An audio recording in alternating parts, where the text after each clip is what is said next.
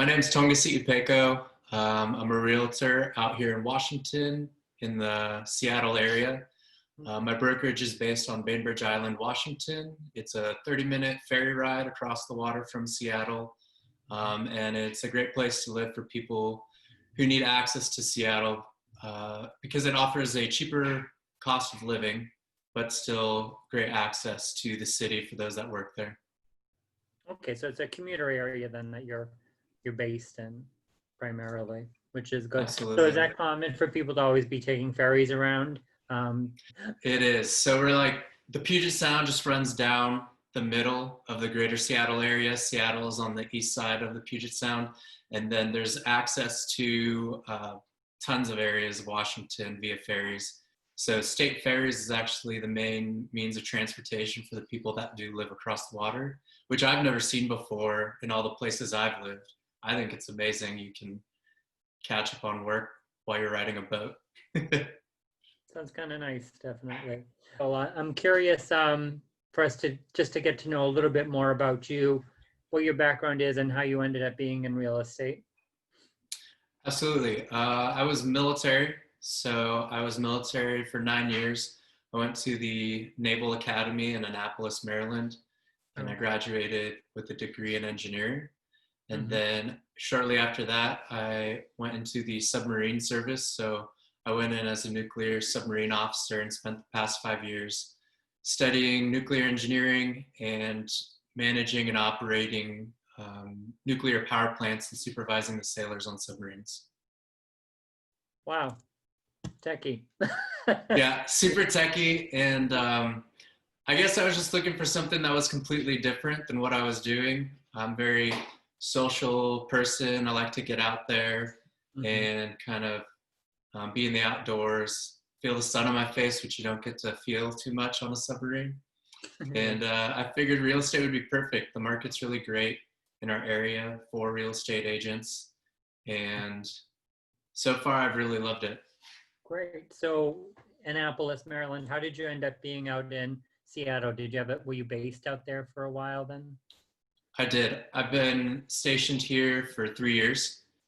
So I moved out here in 2017, moved around probably 5 different places before that within a 2-year period. So finally settled down here, bought a house, and live here. Awesome. Okay, so you've been through the buying process personally. Which I have, yeah. So I live right across the water from Seattle. Yeah. And my main market is Bainbridge Island, which is really great. The whole Kitsap County that makes up the area right across the water, there's a lot of military here. And I really love working with military clients, mainly because I was military myself. They're really great to work with. The market's really stable across the water because you do have 2 military bases and you have a shipyard, one of the largest shipyards in the US for the Navy. So there's always government jobs. There's always military home buyers that are moving in and out constantly because they get stationed here, and the average time that they get stationed in one place is about 3 to 5 years. So there's constantly people moving in and out. Okay. So do you find that people tend to buy them when they're stationed in a certain location for a while? They do. A majority of my clients have been military individuals, and they either buy and sell when they move away, or they hold and rent because it's really easy to rent their houses out when they leave. Because you always have incoming people, either from at least absolutely then for it. I know out here in Boston we don't have as much of a military presence, so we don't get a lot of people from the bases. I mean, we have a couple of Navy installations in Boston Harbor. It's more like the old Ironsides. Yeah. What we have down there. So we don't have as much of it, but we do have from time to time incoming military people, usually heading to some of the labs that they have around here. But we do get a lot of people moving out to Seattle from Boston area. So thank you for kind of explaining the military side, the military aspect. That's something I hadn't really known before until talking to you.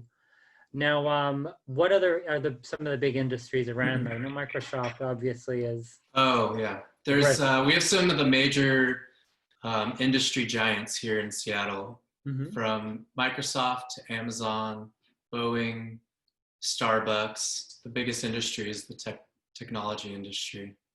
And Apple's building a campus, and so is Facebook. So people are expanding moving into Seattle to build these campuses, and obviously Amazon is always expanding. That is great. So you mentioned there's kind of a price difference between Bainbridge Island and Seattle. In general, say someone were to say, look, I'm going to be moving, transferred out to Seattle. What is the pricing like in Bainbridge Island versus Seattle, and what is the kind of the housing markets like? I imagine Seattle will be more competitive only because it's a big city, but I don't know the area, so I'm curious what your experience has been. Yeah, so Bainbridge Island is kind of the nicer area of Kitsap County, and they have a lot higher of a price point than the rest of Kitsap County, which is where most of the military lives. So on Bainbridge Island, the median sales price is $887,000. And then in the rest of Kitsap County, which is where most of the military and shipyard government contractors will live, is about $400,000. So there's a major price drop when you drive across the bridge from Bainbridge Island to Kitsap County. And then when you go over to King County, which is where Seattle's at, their price point is about $675,000. And if you're looking specifically in the Seattle area for a house, it's about $780,000 for median sales price. Okay, so Bainbridge is a little bit higher end for price. Yes, but you do get more house for your money than if you're trying to buy something in Seattle. Okay, and you don't have the urban living, which some people may not want to. Some people may be okay with working in urban, but not necessarily living. Yeah, especially now with everything that's going on. I think a lot of people are trying to move out of Seattle, but still be accessible because they still have to work and earn a living, but they're looking for more wide open space, which is what Kitsap County and Bainbridge Island have to offer. There's a lot of similarity in prices with the Boston area. My office is physically located in Arlington, which is just next to Cambridge, next to Boston. So we're just kind of a suburb of Boston. And the average price around here can go up in the 700s to 800s. Yes. But it is interesting, depending on which town you're in, that can go up to average of like 900 to $1 million. You drive 20 minutes away and the average price could be like 600. So, it kind of varies, and it's a compact area. It's not spread out at all because old city. I think we do have more economic stability than some other major cities that you'd see, like Las Vegas. That's where I'm originally from. They're completely centered around travel and hospitality, and that's not happening when you have a global pandemic that shuts down travel. Yeah. Whereas here in Seattle, people can work from home, especially when they have these major tech jobs. Yeah. So I think it is more stable, and across the water is a little more stable than inside Seattle itself because of the major military presence and government presence. So some people, when they're relocating to an area, they take taxes and property and income tax into mind. Are there any areas that are a little bit more heavy duty in terms of property taxes? Are pretty much level no matter where you go? The average property tax in Washington is 1.03%, which is about a little bit lower than the national average of 1.08. Okay. We don't have state income tax, so that's really great for, great for people that want to retire, or great for anybody that just wants to move somewhere that they don't have to pay as much every year.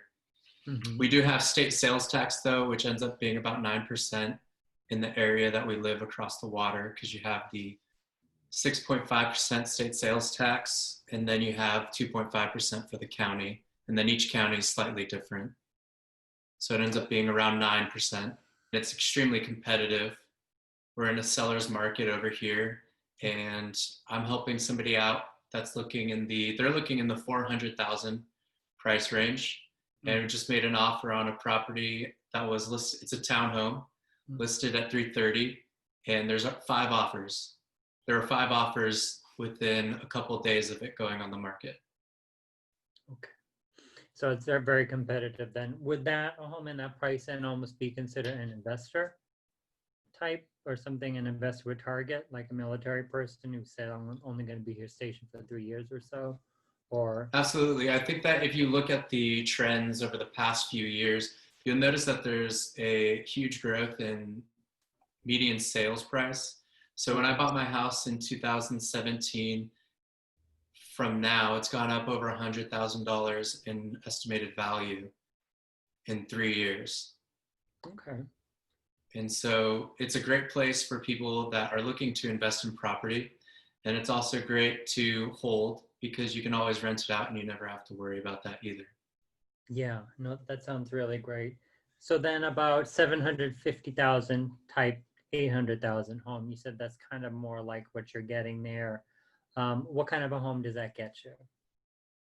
On Bainbridge Island, it really depends on where you're located on the island because lots of people want to live waterfront or some people want to live away from the water. If you're going to the waterfront, you're looking between $1 to $2 million to start, depending on which area you're living in and how close to the water you want to be. 700,000 to 800,000 is probably going to get you. You're going to have to look further away from the water. But if you cross the bridge and go into Kitsap County, the rest of Kitsap County, you'll find a really nice house for the $700,000 to $800,000 price range. And depending on how far you go, you can definitely find a waterfront house that's really nice over in the Bremerton area, which is also accessible to Seattle. What are some of the top 10 things that you like about the area, or some of the top 10 reasons to move there? Absolutely. I think one of the biggest draws to Washington is its natural beauty. Out of all the places that I've lived in the United States, I think it's one of the most beautiful areas I've ever lived. You're surrounded by water. If you work in Seattle, you take a boat to work, and it's idyllic. It's an idyllic way to live. There's hiking, mountain biking, cycling, all this outdoor activities that people love to do. We have tons of national parks, lots of trails, skiing's close. There's just so many things that draws, and I think it's the natural beauty that really draws people to Washington, and the state income tax, because it's a great place to retire. Definitely icing on the cake. all that beautiful area to live in and the convenience. So the ferry rides, are they relatively smooth crossing? It's not like open ocean or anything. No, they're relatively smooth. So if you take the state ferry, it's this huge, massive boat that you can drive your car onto actually, and you can cross the Puget Sound on your car on the ferry. And then they do have fast ferry options for the areas that are slightly further away in Kitsap County that gets you there in 28 minutes, and it's walk on, or you can ride your bike on, and then it'll get you there pretty quickly. And that's more of like a speedboat type transport, but still relatively smooth. Well, so if people wanted to reach out to you to learn a little bit more about the area, what would be the best way for them to reach you? They can follow me on Facebook. Also have Instagram business page. And then I also have my own website, pekorealestate.com. Okay. So any of those, I'm available. Perfect. All right. Well, it sounds great. Thanks for your time. This was, I did learn a lot about the area, and I appreciate it. So you have a good day. Thank you, David. You too.